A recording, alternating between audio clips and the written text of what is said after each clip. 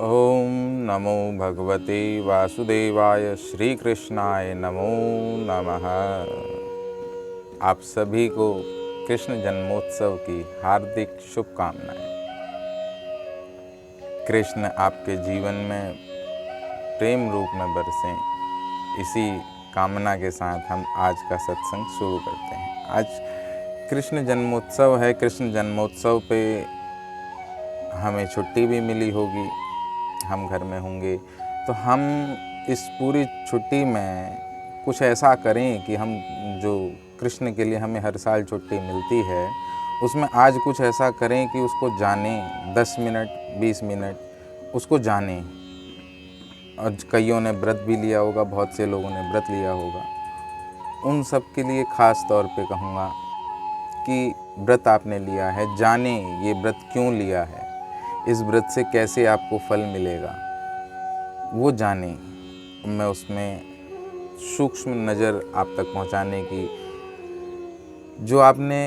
जो कृष्ण का ज्ञान संपूर्ण गीता में भी कर्म का ज्ञान है, निष्काम कर्म, सकाम कर्म, आत्मा, चेतना, इन सब का संपूर्ण श्रृंखला, कर्तव्यों की संपूर्ण श्रृंखला, कर्तव्य और कर्म हमें कैसे करने हैं उसकी संपूर्ण श्रृंखला आपकी गीता में है।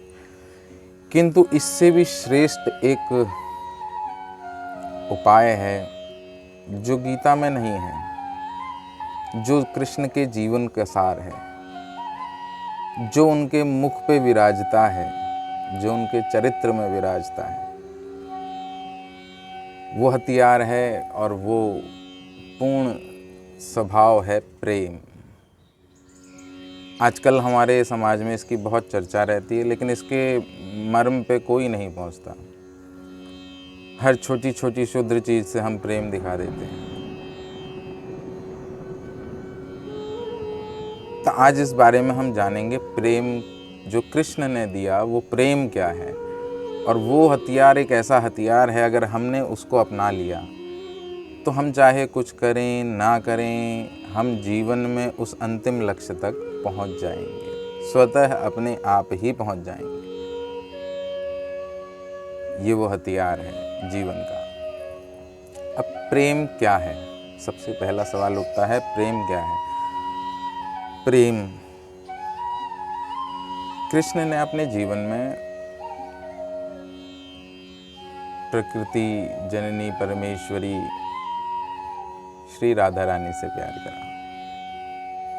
सब जानते हैं। कई लोग इसके लिए उन्हें कसूरवार भी मानते हैं कि उन्होंने उनसे विवाह नहीं किया। कई लोग ये कहते हैं कि उन्होंने, कृष्ण ने राधा जी को कितना दुख दिया। अलग अलग सबकी मान्यताएं हैं। किंतु क्या किसी ने कृष्ण और राधा जी के भाव को समझा? वो क्या हमें सिखाना चाहते थे, क्या हमें बताना चाहते थे? हम कृष्ण के प्रेमी हैं। राधा रानी हम सबका नेतृत्व करें, मतलब ये समझिए हम सब की तरफ से राधा रानी हैं जो कृष्ण यानी परमात्मा से प्रेम करती हैं। अब प्रेम का उन्होंने क्या प्रदर्शन करा है? उनका प्रेम वो है, जब उद्धव जी उन्हें ज्ञान देने गए तो उन्होंने कहा, हे उद्धव, हमें ना ज्ञान की पोथी सुनाना। उन्होंने कहा, ज्ञान व्यान नहीं चाहिए, मैं प्रेम जानती हूँ। प्रेम वो है जिसमें कुछ घट और बड़ा नहीं जाया नहीं सकता, जो परमात्मा है। जैसा परमात्मा है जिसमें कुछ ना हम बढ़ा सकते हैं ना घटा सकते हैं। सब जितना भी घटाना बढ़ाना उसके भीतर है, अंत का सार वही है, वो है प्रेम। प्रेम में अब हम ये सोचें, उन्होंने उनसे विवाह नहीं किया, क्योंकि कुछ भी कर लेना, विवाह करके क्या होता, एक संबंध बनता, एक नाम मिलता, ये उनकी पत्नी है। लेकिन कुछ हो जाती ना, प्रेम कुछ होना नहीं है। प्रेम तो बस आनंद है अपने प्रियतम के आनंद में। वो आनंद में है तो मैं आनंद में, बस। प्रेम में कोई कामना नहीं है। यहीं से निष्काम कर्म का जन्म होता है। मनुष्य के जीवन में कि प्रेम में कोई कामना नहीं है कि वो मुझे मिल जाए, वो मुझसे शादी कर ले, वो मेरे लिए ये कर दे, वो मेरे लिए ये हो जाए, वो मेरे लिए वो हो जाए। ये प्रेम नहीं है। प्रेम निष्कामता है। मुझे कुछ नहीं चाहिए, मेरे प्रियतम जिसमें खुश हैं मैं उसमें खुश हूँ। यानी हमने जिससे प्यार किया वो जहाँ खुश है मैं खुश हूँ। लेकिन यहाँ होता क्या है, हम कोई किसी को छोड़ जाता है, किसी का प्यार किसी को छोड़ जाता है जिसे हम प्यार कहते हैं, तो दूसरा पक्ष इतना वायलेंट हो जाता है, मुझे छोड़ कैसे गया। वहाँ लड़ाइयाँ होती हैं।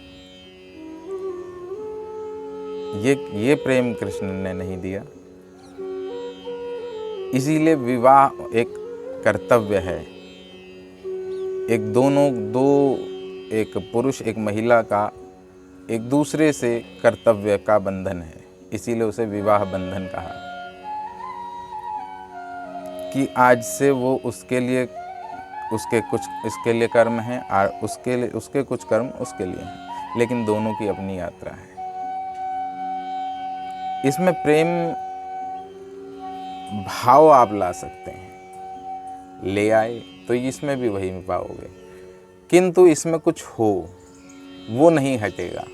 आपकी वो पत्नी है, वो स्वार्थ नहीं, वो कामना नहीं हटेगी। इसलिए कृष्ण ने राधा रानी को से विवाह नहीं किया, क्योंकि कुछ हो जाते तो वो प्रेम में कुछ मिलावट हो जाती। वो प्रेम वो था जो अनंत था, जो एक हम मनुष्यों का परमात्मा के साथ होता है। कुछ घट बढ़ नहीं सकता, वो है, उसमें कोई गुंजाइश नहीं है। किंतु क्या हम कृष्ण से ये प्रेम भाव ले पाए हैं?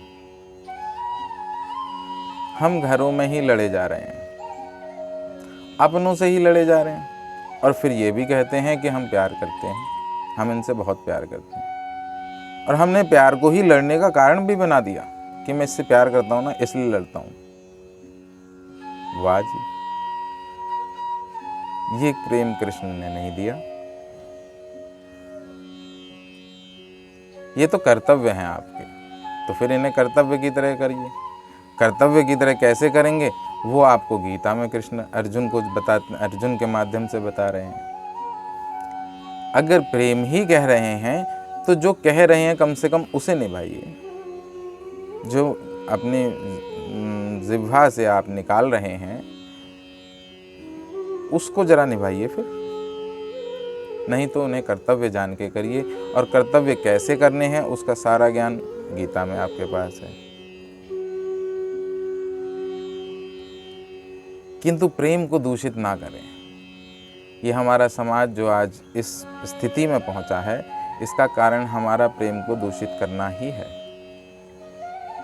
प्रेम को दूषित करना यानी परमात्मा को दूषित करना, यानी वो जो कभी जिसमें कुछ बढ़ा नहीं सकते, जिसमें कुछ मिलावट नहीं हो सकती, जो बिल्कुल पवित्र है, उसमें हम मिलावट कर रहे हैं।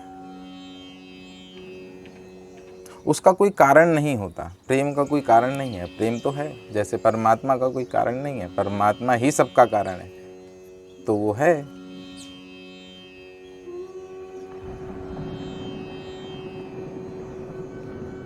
इसीलिए कृष्ण ने भी जब राधा रानी को छोड़ा होगा तो क्या उन्हें दर्द नहीं होगा? उनका मन विचलित नहीं होता? लेकिन तो वो ब्रह्मलीन पूरा जीवन उन्होंने बिताया है, तो उन्हें उनसे फर्क नहीं पड़ता। हाँ, गंभीरताएं और उस समय उसमें आनंद लेना, उसमें भी उन्होंने आनंद लिया है, क्योंकि प्रेम किया है। आप जब प्रेम कर पाएंगे तो प्रेम के जाने में भी आनंद होगा, आने में भी आनंद होगा, क्योंकि जा भी रहा है तो वो अपनी खुशी के लिए जा रहा है। तो क्या दिक्कत है? आपने प्रेम किया है, कोई एग्रीमेंट तो नहीं करा, प्रेम कोई एग्रीमेंट नहीं है, प्रेम कोई सौदा नहीं है, प्रेम कोई कस्में नहीं है, प्रेम कोई वादा नहीं है। प्रेम तो बस है। ये हथियार अगर हमने अपना लिया, अपने हर चीज में अगर ये अपना लिया, तो जीवन आनंद उत्सव हो जाएगा। जैसे मीरा के में हुआ, मीरा के जीवन में हुआ। उन्हें सब में कृष्ण देखने लग गए, तो वो सभी से प्रेम करने लगे। उन्हें अनंत प्रेम का बोध हो गया, जिससे वो उस शून्यता को भी पार कर गए और कुछ करने की जरूरत ही नहीं पड़ी। ये वो नहीं कि आप प्रेम के नाम पे पागलों की तरह नाचें और फिर बोल दें हमें प्रेम हो गया। नहीं, प्रेम कोई दिखाने का विषय भी नहीं है। ये दिखावा किसके लिए? रात दिन चलते फिरते आप माला जप रहे हैं, श्री राधे श्री राधे श्री राधे श्री राधे श्री राधे श्री राधे, लेकिन कहीं किसी ने कुछ कर दिया, आप उसके लिए अच्छी बुरी भावनाओं में आ गए, घिर गए और वो शब्द भी बोल दिए। फिर उसके बाद राधे राधे राधे राधे। क्या करेंगी राधे? जिन्होंने खुद अपने प्रेम के लिए एक भी अश्रु बहाए बिना सब कुछ त्याग दिया और एक हंसी से बोली जाओ कान्हा तुम।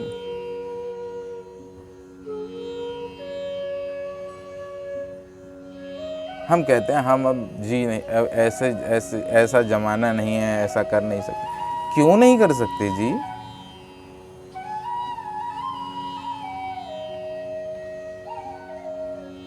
मैंने तो सदा ऐसा ही किया है। सबका प्रेम से स्वागत और प्रेम से विदाई, जैसी आपकी इच्छा। क्या दर्द है, उस दर्द का भी आनंद है। यही जीवन का सार है। और फिर कोई दुख का, कौन सा दुख आएगा आपके जीवन में? प्रेम के आगे कुछ नहीं टिकता। हर जगह जो जिसके अधरों पे मुस्कान रही, वो थे श्री कृष्ण। उन्हें प्रेम इस पूरे जगत से था। उन अच्छा भी उन्हीं का था और बुरा भी उन्हीं का था। ऊंचा नीचा, अच्छा बुरा, सब उन्हीं का था। इसीलिए उनके अधरों पे मुस्कान हमेशा रही, चाहे दुर्योधन हो, चाहे कोई हो। बस वो ये कहते थे, कर्मों का फल अवश्य मिलेगा। जैसा चयन करेंगे परिणाम मिलेगा ही मिलेगा। ये चयन आपका है। इस चयन को पहचानें, इस चयन के अनुसार चयन करें। आज श्री कृष्ण जन्माष्टमी है, आज उनका जन्म है। आज उनके जन्म पे हो सके तो अपने भीतर इस प्रेम को जगाएं। अपने साथ में रहने वालों के साथ, अपने साथी के साथ, जीवन साथी के साथ इस प्रेम में उतरें। और जब ऐसे उतरें तो फिर कुछ भी आशंका, आकांक्षा छोड़ दें, कुछ भी कामना छोड़ दें कि वो मेरे लिए ये करेगा या वो मेरे लिए ये करेगी। बस मैं क्या करूँगी, मैं क्या करूँगा, इस उसमें हम बैठ जाएं और अपना कर्म करते रहें। फिर जो आनंद प्राप्त होगा, घर में जो आनंद आएगा, उस आनंद की कल्पना भी कल्पना से परे है। घर में गुण, सद्गुण, सभी संपदाएं अपने आप बरसेंगी, क्योंकि वहाँ प्रेम आ गया। जहाँ प्रेम आ गया वहाँ मेरे कृष्ण आ गए। वहाँ किसी से कोई विरोध ही नहीं रहा, वहाँ तो प्रेम आ गया। फिर वहाँ दुख आ कैसे सकता है?